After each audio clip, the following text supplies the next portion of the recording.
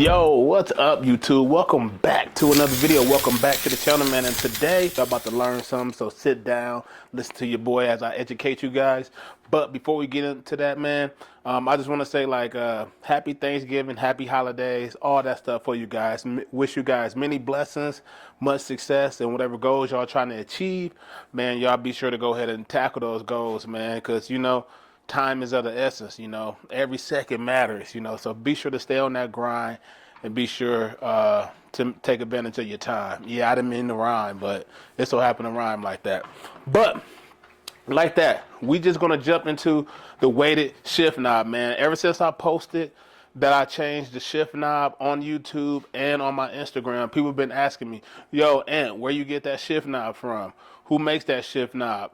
Will it make a difference over stock and all that stuff? And y'all seen my video as I showed that it makes a difference, but I'm about to show you the reasons why to go the weighted shift knob over the stock one. And the stock one is pretty good. I'm not even gonna lie, but I'm gonna start the car up. We about to go to a different location and we're gonna talk about it just so I can get out the garage. I've been at the crib all day, so we're gonna do that now. All right, y'all, so we is at one of my favorite spots, man, in the neighborhood. I just like this because of the mountain view all the way around here. It's kind of like I'm in the bowl, and just mountains surrounding me. Like this new neighborhood. But we're going to get into the main thing of the topic of this video, and that is this guy right here, the weighted shift knob. So if you guys don't know about this, as I'm about to go into further detail of this is a Raceseng shift knob. This is different than the one I did in my last video, which was by the same company, but it's called Slammer. I just got this one because they're going out of business. I put their name, their website on the screen here, but I decided to go with this one. This is their heaviest one that they make. It's called the Ashiko. And the reason why I'm just stacking up on these weighted shift knobs, there's really no difference between the last one I got, except this is like 0.2, I'll say 100 pounds, 100 grams more than the last one that I previously showed when I installed. And I like both, but I just wanted this one so it can match my center caps and my brake caliper. So that's why I went with this one to give access to the car. So the main reason why I am big and I'm just proposing you guys to get these weighted shift knobs is because of one, the weight. The weight of this guy here, like I said, it's 1.6 pounds, 735 grams. But this will increase your shifting in your Camaro. Like, usually there's not too many aftermarket shifters for these cars, man. It's usually a Hearst setup. On the 5th gens, I believe there's like an MGW setup. And really, there's not too many ones outside of that. Oh, and Speed Dog. But I would say out of all those that I just named, this company here is the best one thus far as being weighted, because the other ones I mentioned are light. The stock one is pretty good. Don't get me wrong. The stock one is about 0.90 pounds, so it's almost a pound, but this is about 65% heavier. So that's one of the good things about having a weighted shift knob. A second thing about having a weighted shift knob is that it increased the precision of your shifts. So like, instead of like with the lightweight shift knob that the stock one has, or if you go with a lighter one, it will actually increase the notchiness. Not like far as like the whole mechanical of the car, because that's already there out of factory, but the fact that you will feel it a lot more. Now, if you want that mechanical feel, you go with a lighter shift knob. For me, I didn't want that mechanical feel. As y'all know, as I've been doing half-mile events, I did my track days. Sometimes I get to 5th gear, and I kind of like miss that gear going over because it's so notchy, and it's just weird. It's just weird. So you got to experience that. So for me, with this weighted shift knob, it actually fixed that for me. So now my shifts is more precise. I'm not like guessing. I can shift a lot faster now, and that's also with the weight of it. Like with that momentum and kinetic energy, like it automatically get into that gear a lot faster for me. So that's another thing.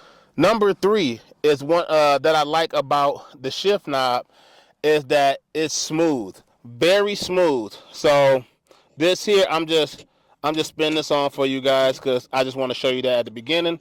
But I would say like the third thing is the smoothness of this. So compared to compared to the stock one, yeah, like I said before, it's notchy. But here, like going through the gears, it's a lot better for me, man. So I must say that, like, just first, second, third, fourth, it's just crazy. And that's is why I like this one a lot better. Due to the extra weight, I can just feel it a lot more better than I did stock wise. Because stock wise, I feel like I had to grab down here, it was lower. And this company had an extender, so this extender made it a lot easier for me since I'm pretty taller. If I didn't, I'd be down here. But since it's up here for me, it's a little bit more easier. So as I'm talking about that, we're gonna go on to step 4, and that is like the ergonomics. So the ergonomics, it all depends on your hand, how you shift. Everybody shift different. Some people just shift like this, like this. Some people shift like this and like this. Some people just palm and do it like that. So this shift knob here by Raceseng Ashiko is better. It's the heaviest one because based on how it looks, it's like a cylinder look of it. So you get to do multiple things. So you can go this way with it. You can still do like this, palm to go up or go down. Or you can just grab it like this, and there's multiple ways. Or if you want to go to 5th gear, you can do it like that or go down. So that's one of my reasons why I got this one, because it gives me a lot of, I would say, palm shifting, different ergonomics with this one versus my slammer one. Like the slammer one, I feel like it's like kind of like a ball close to stock, but it's like more, I would say more race centric, a little bit less, but a little bit more race centric. So that's why I got both of them to go between the two. But that is one of the main reasons I would say with the way the shift knob, I like that. It changes the look of it, of the car, and it just changes everything as far as how you drive the car and your shift and ergonomic wise. Okay, so the very last pro I would say about going with these weighted shift knobs, and I'm gonna say it's like the style. As you approach this car, look at that, man. It's like that red shift knob stands out over the Alcantara look, and I feel like it just look well with the accents here. I got my boy Sonic right there chilling, but it looks good with the accents of the car, and it brings it out a little bit versus the Alcantara look. And that is one of the main reasons why I decided to get an aftermarket shift knob, is because I got tired of cleaning the Alcantara, and like I'm okay with doing the steering wheel. I touch that the most, but down here it's kind of get complicated with it. I don't wear gloves all the time, and with this car I feel like I'm not going to do that. So this guy here, it increases it. It increased the look of the car and everything, and I prefer that. And that's something that you get when you get an aftermarket shift knob. So you got various options, various colors, whatever you want to do. Or you can just powder coat your design however you want to. But just sitting here, though, you've already entered the car. Like, you cannot tell me that's like a nice conversation piece right there. Look way different than any other car, and then you just look at it like, oh, okay, red center caps, red brake calipers. Oh, my. He has the red shifter too to match. So little details like that bring it outside the car, man. So those are the pros of it, I should say. Like the smooth of the shift, the ergonomics of it, the styling of it, the weight of it, and the precision of your shift. So that's like the pros of having a weighted shift knob. So we're going to dive into now, what are some of the cons with having a shift knob? Man, that sun is on me, but it's okay. It's not that bad. So we're going to talk about some of the cons with having like an aftermarket shift knob. So one thing I have noticed on my slammer versus this one is that my slammer is like a brushed metal. So when you go with the aftermarket one, depends on which style you get. Like the brushed metal does get cold, or it adapt to like the temperature. So I would say if it's hot outside, if you don't have like the hoodie that I got on, like, so this is my little hoodie I got for it, dress it up a little bit, it will like get hot to touch if it's hot outside, or if it gets cold, it get cold to touch until like the interior warms up a little bit. So that is like a con, I would say. Something that stock didn't have. So that's probably where the Alcantara comes in. So like I said, there's different styles, different designs of it, but the styling that I have here is not that bad. So that's why I went with the matte finish over the brush. But I have both because I'm planning on powder coating the other one, like a different color if I want to. So that's that. The second thing I would say, as I'm looking at my phones, I took some quick notes, is that this is a myth. I consider it as a myth, but I just put it out there just for your aware because it's different from car to car. And this particular car, since I had it, I don't think it will increase the wear on components. Now, the stock one, like I said, is almost a pound.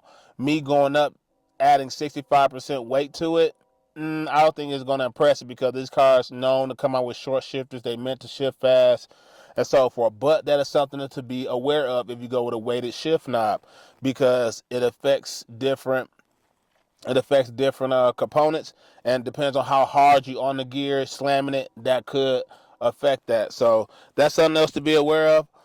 The third thing I would say is the price. When you start going into these weighted shift knobs, these are very costly items to have.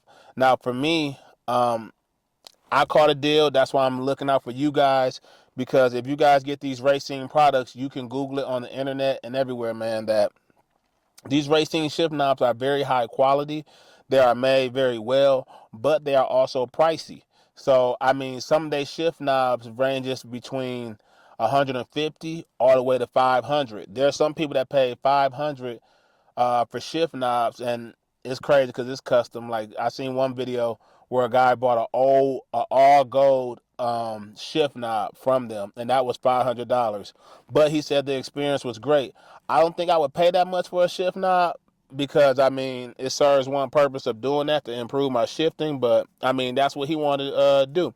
But for this particular shift knob, the Ashiko, I believe it's about 200 or whatever, but they have it on their site for 145 right now, but it's 40% off. So I think out the door ship to your house, it's like 90 bucks, 80 bucks for it. I can't remember. And then they have some on the clearance section too. So they got different styles, different features, but that's something to be aware of when you're going with these weighted shift knobs. When you start going over into like a pound, 1.5 pounds, so forth, it does get costly because of the amount of material that they are using.